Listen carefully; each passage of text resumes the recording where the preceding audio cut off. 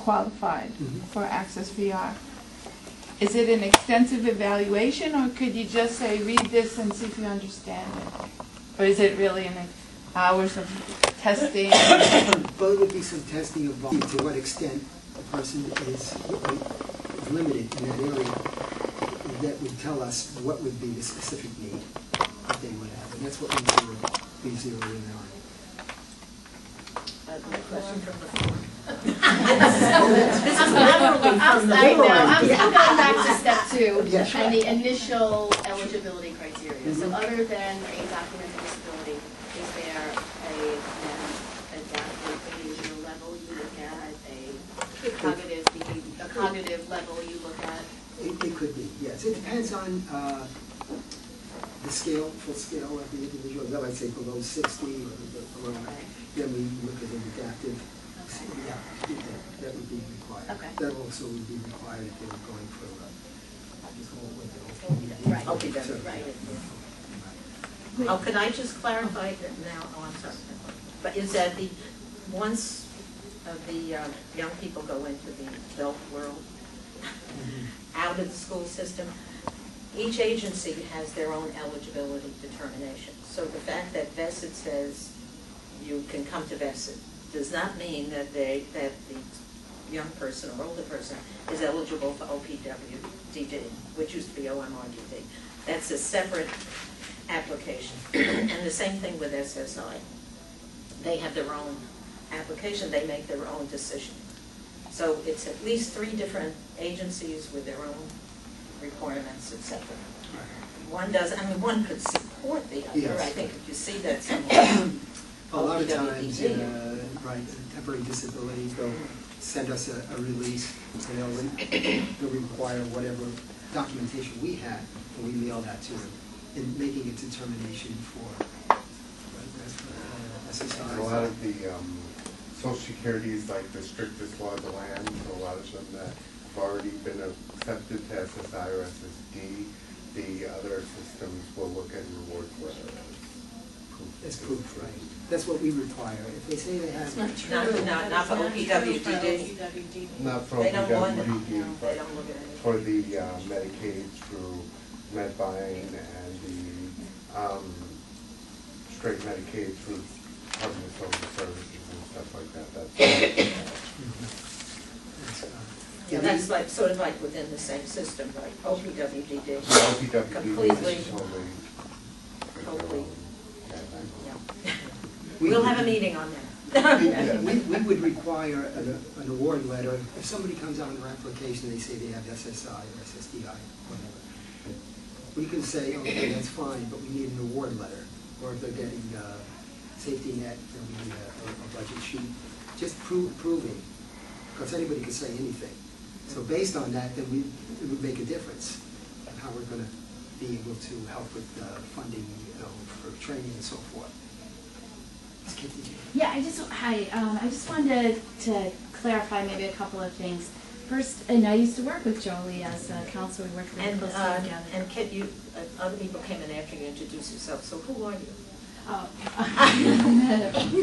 my name I know, you don't care. And I work for the Regional Special Education / Technical Assistance and Support Center. So I actually work for the New York State Department of Education, but I'm a resource here for school districts in 3 counties. So I work and provide professional developments and workshops and trainings. But as it also happens, I used to work at ACCES-VR with Jolie very closely together. So I just wanted maybe to clarify one thing is that when a person is referred to, a student is referred to ACCES-VR and goes through these steps and is found to be eligible based on the disability that's documented and is then assigned a counselor, the counselor and the young person sit together and they develop a plan. That's really where it starts. And based on that plan, which includes a career goal, then a determination is made, okay, what is it the student actually needs, or the young adult, to meet that career goal? So in some cases, let's say the career goal is to be an accountant. Well, does a person need to have a college degree to become an accountant? And the answer is yes. And if it appears that this is a realistic goal, then they would sit down and talk about college, because you in fact do need that to reach that goal. But on the other hand, if a student came in and said, my goal is I want to go to college. Okay, and what is your career goal? I don't know, I just want to go to college. No, that is not something VESID or ACCESS would sponsor or contribute to or support in any way. However, they would sit with that student and say, let's talk more and let's come up with a career goal. So I just kind of wanted to make that clear. And then for the students who use assistive technology, the assistive technology actually is owned by the district, unless the parent purchased it. And some insurance agencies will purchase these things. But it's really owned by the district, so that equipment usually stays in the district. So what would be required, though, is an assistive technology evaluation. And VESID, it doesn't matter what the economic standing of the student is. VESID does pay for evaluations. I'm sorry, ACCES-VR. If I say VESID, please know what I mean, ACCESS. But ACCESS pays for that. So if you're Donald Trump and you have a disability, there are certain services that ACCESS would really pay for, including evaluations. So for the student who, God bless you, who does use assistive technology in school, meets with the counselor. Let's say the goal is to become an accountant. Yes, college, you do need to go to college. Yes, do you need this type of equipment to be successful in college so you can go on and realize your career goal? Yes. Then probably at this point, an assistive technology evaluation is set up for that young person by VESID and paid for by ACCES-VR. And then now the counselor has from a professional the recommendations. The student needs a Kurzweil, the student needs some kind of adaptive equipment, the student needs a laptop. Then they can go ahead and make that purchase for the student. Can you repeat your name one more time? Oh, my. Get in touch with you. Oh, well, my name is Kit, K-I-T, Casey, C-A-S-E-Y, and I'll give you my phone number. I'm sorry I don't have my business cards, or shall I write it on here? I'll put it up here, but really for your ACCES-VR questions, Jolie's the guy. It's just that I happen to know a little bit because we work together on that. But. Sometimes we forget some things. No, we don't get If you have an I email to appreciate get on a it. mailing list of workshops that you do. Oh, yeah. So could I have the email addresses? Or do we? Or you I can send give you people are signing in with their email address. Oh, yeah. Right to you. That's a good idea. Okay. I could send you a list of the sign-in sheet is going around. I have it. Okay. Some people have it. I have a quick question. Please When put a child the has a email address very clearly, with email, then not. Stay there. So one little mistake and we're all mistakes, or in somebody else's email. If a child has a reading disability and she doesn't pass a tech eval, but she qualifies for the books put on the computer for her to hear, how do you go about that? Because the books aren't necessarily. Oh, in college. Yeah. That I'm not sure about, because I work up to age 21. But so in other words, the student is like on Bookshare in high school, and does that apply for after? Let me check on that. I'll get an answer to that. I'll write it out, and then I'll just send it to everyone if I get all your emails. Would that be the easiest way? Okay. That's essentially a lot of services. I'd like to take questions. Oh, okay. Back to the college piece. So if a student is interested in going to college, say that they express that while they're at the school, if they do want to go to school, but we know that they're eligible for VESID, so should we, I guess I'm trying to clarify the goal of the school at their point. Should the school help them pursue the college application and then send them to VESID, or should we just send them straight to VESID and VESID helps with the application? But we can, let's say if the counselor initial meeting, that they want to go to college and so forth, they would have to apply to be accepted, of course, for financial aid, or they may have to take a placement test in order to take it. In the academics, the evaluation may sort of indicate that they're not really ready for a college program right now. But so we would try to recommend some other choices in the meantime to maybe get some work experience first and start earning some money first. And then, but it would be incumbent upon the individual. Maybe the school, if the person is academic or the school feels that they're academically at that level, to pursue it, and maybe, because the school does assist at the end of the year, the guidance counselors, they FAFSA forms and they explain the process and the application process and so forth. Certainly, you know, if they have that ability, but if they have a disability, a physical disability that would be a difficulty, they still apply to this. Yes, absolutely. Maybe we can fill in. And just one more question. Sure. So with the VESID application process, at what point, like how long does the process take? Because sometimes what I found is that you send the application, you send all the materials, and you don't really hear anything else about what happened. Yeah, I mean, it does happen especially towards the end at of the school year. Right. Well, we encourage the process to begin at the early part of the senior year, so things are happening, and get the application in as soon as possible. And if, I would say, we always say, if the person doesn't hear anything within a few weeks or a couple of weeks, call and find out the process. Maybe we never got the application, that's a possibility. I mean, a lot of time people do call in and say, yeah, I sent the application in. Maybe it was for something else and thought it was VESID, I mean, ACCESS, or maybe they did send it in, and it's just either with the mail or maybe even with us, it got it. So then what we have to do is get another application out as quickly as possible.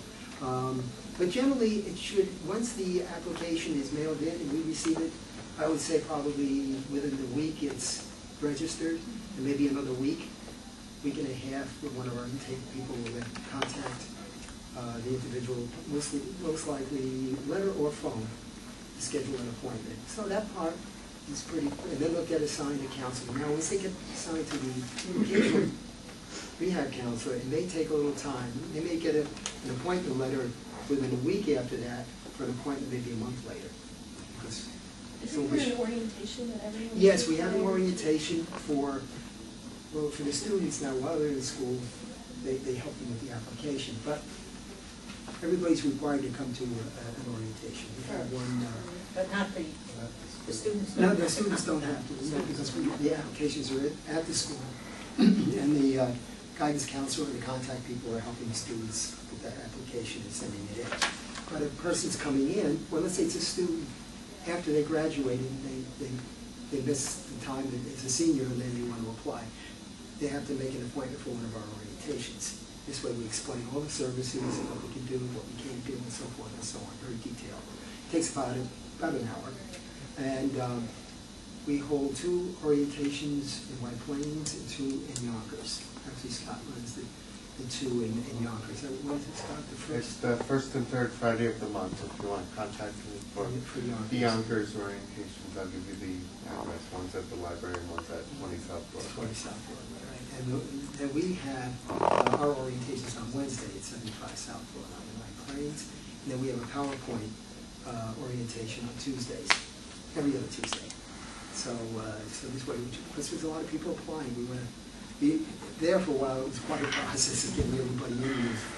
Wait just to get it out, just to get an appointment, the orientation. But while they're in school, you know, early applications are here. They can move right along. Again, after school, then we will require them to go to the orientation. Well, just going to clarify, I think I know the answer, but will VESID pay if a student is not matriculated or part-time? They want to take a course, one or 2 courses at the WCC. Yeah, that could be done. Yes.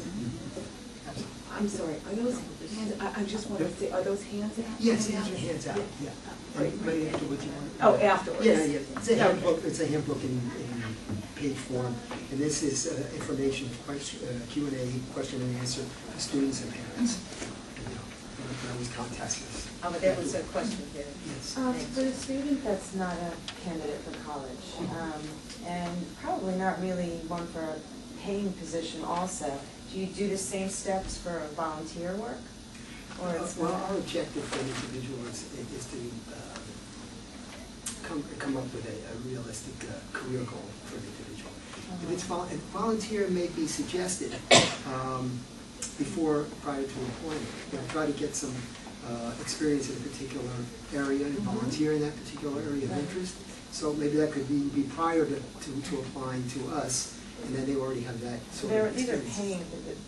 paid positions that we're talking about here, when you go through the applications and everything. Yes, it is, yes. It would be, it's basically 20, 25 hours a week. We're looking at, it could be part-time, but three-quarter year to the full-time employment. And if someone is working very part-time, say 4 or 5 hours a week, which would seem some of our roads, there seems, in some cases, there seems to be sort of an acceptance of that's it. And In the supported setting, maybe, or is it in the supported? yes. Well, it's basically, in the supported employment, it's like 15 or more hours, but we can get a waiver. Hopefully the person's going to work toward getting the minimum of 15 hours in a week. But I'm not sure, on a long-term basis, I'm not sure if 5 hours would be okay on that. I'm not sure. I'd have to find that out. Given how difficult it is for people to get work today, what is the success rate in you placing children or young adults in employment with a disability, and where are they being placed? I don't have the statistics, to be honest with you. I know that we had 16% increase in our successful employment rehabs this year. 60? We did, yeah, 16. 16? Yeah, And because especially in this Mark market? was, our district office manager was citing some of the statistics, and I think last year was like, we went from like 400 to 500 and something successful rehabs, and then this year was 630 or something like that. So we're Out of how many applications, oh do boy, you know? that I'm not sure. That I'm not sure, but it is an increase, and given the employment climate, it's pretty good. We work, our agencies and our employment specialists work very hard, and they're connected to the community, and connected with companies.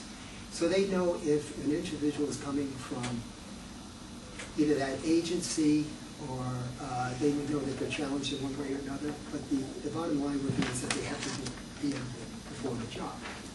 And that's where the job coaching comes in under supported employment, where they'll help them learn the job, and then as time goes on, towards stabilization, it becomes less and less, hopefully. Usually that's generally, they get used to the job, they're happy, and they're performing well. Sometimes, maybe because of an emotional situation the individual may be going through, there may be a little bit of a, so there may need to be a meeting between the employment specialist, the employer, and the individual.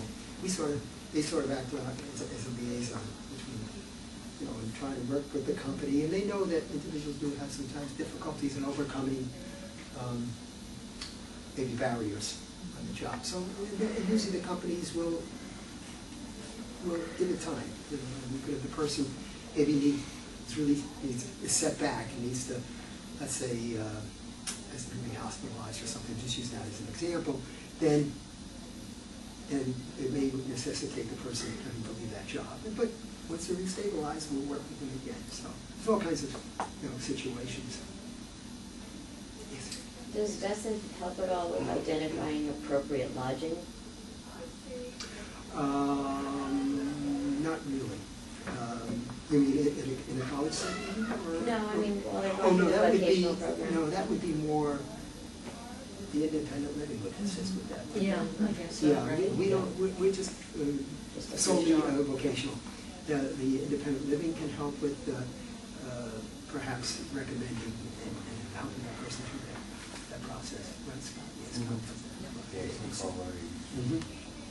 Of course, the issue would, if it's affordable housing, that's another issue. Yeah, that's another thing. But you're saying someone living independent, and Right, ideally living independently and going through a vocational program at the same time.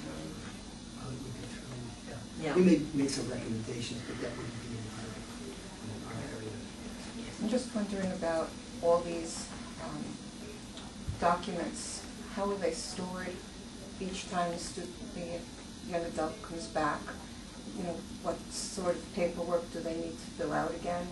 Are these documents kept forever? Who else has access to them? We keep the records for 7 years. So if the person comes back after a year, 6 months, they have to fill out a new application. And if the reports are still, let's say within 6 months, are still the most current, then we put the two cases, we aggregate the two cases together.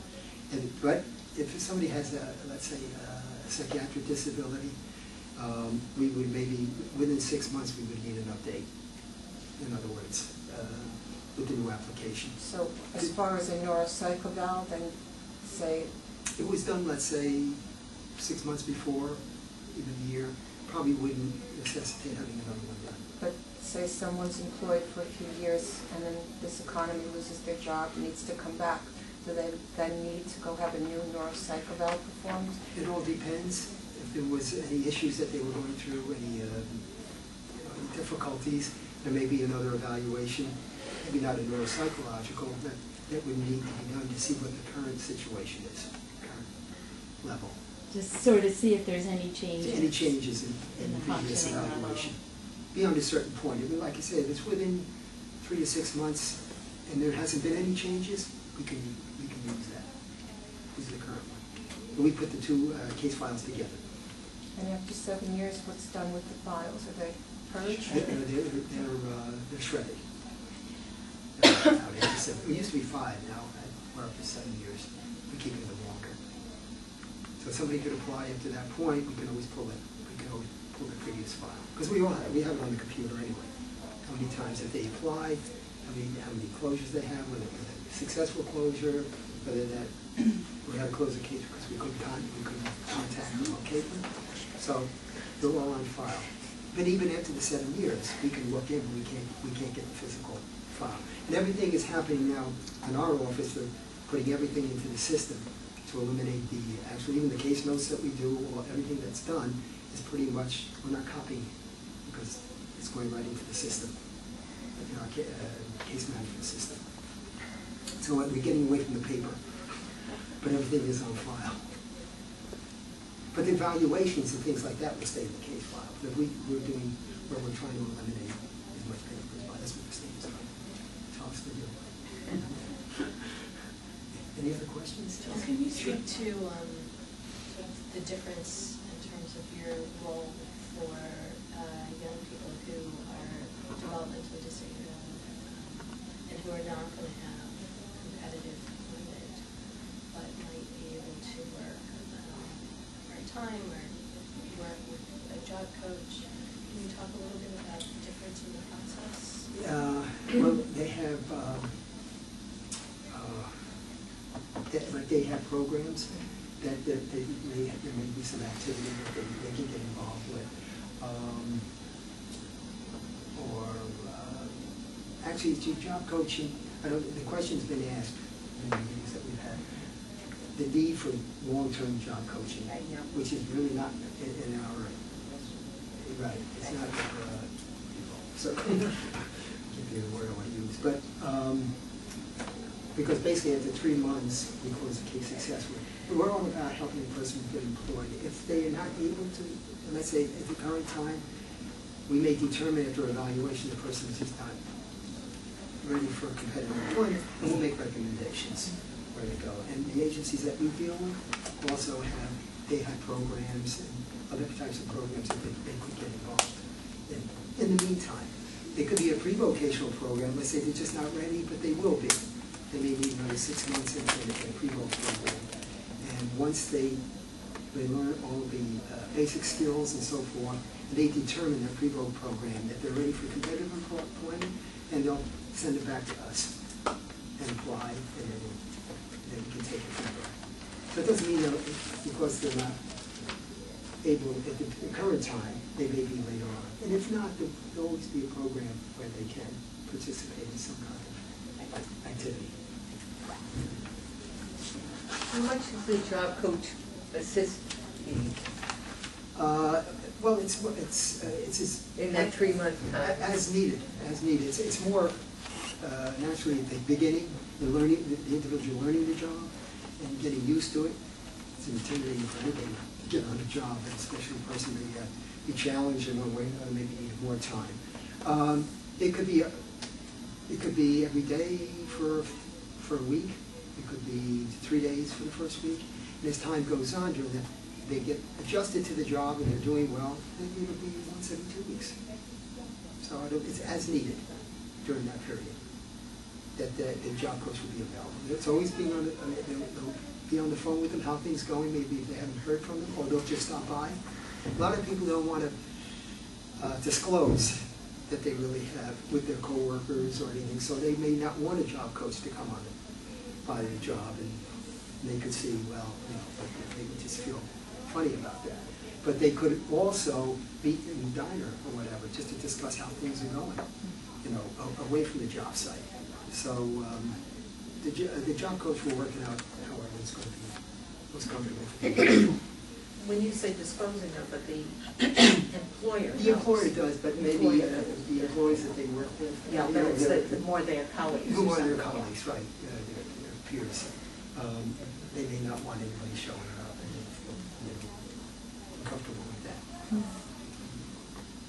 So someone asked before, what types of placements are these? It could be an administrative, it could be like a clerical position in an office. It could be a bagger in a grocery store. It could be like a CVS stock clerk. All kinds of, for all levels of the functioning levels, we look for that individual, whatever their abilities are. We may suggest in something, again, I'll use an example. Let's say someone says, I want to be a lawyer. They have academics that they can work in an office, so forth. Well, like Kit mentioned before, that just may be out of sight for that particular individual. But if, let's say, their parents are in the legal field and they want to be a part of that, well, maybe they could be a law clerk or do something in an office in a legal setting. So maybe that could be something we can work with the individual on in trying to get a new job in that, and or her in that kind of a position. And ACCESS is a state program, right? It's a New York State program. Mm-hmm. We're in 3/4 federally funded and a quarter of state funded, believe it or not. But you're considered, but it's a state organization. Right. Mm-hmm. Yeah, we're a branch of New York State. Does every state have a? Yes, they do, but they call it something different. It may be a vocational rehabilitation or Department of Vocational. What is that? Do you want to name for New York, New York City? It's the same for it's ACCESS. We have district offices all through the state. It'd just be New York State for us. And like I say, it could be Division of Vocational Rehabilitation, Office of, it used to be called OVR, it used to be years ago, Office of Vocational Rehabilitation. So it may be part of the Department of Labor. We actually have one of our contract employment specialists that works in the one-stop employment center in White Plains and also in Yonkers, where they'll see individuals and help them with the application process and getting them eligible. We have 1 day a week in Yonkers. I used to be in the one in White Plains for 1 day, but we really don't have anything for ACCESS now there. But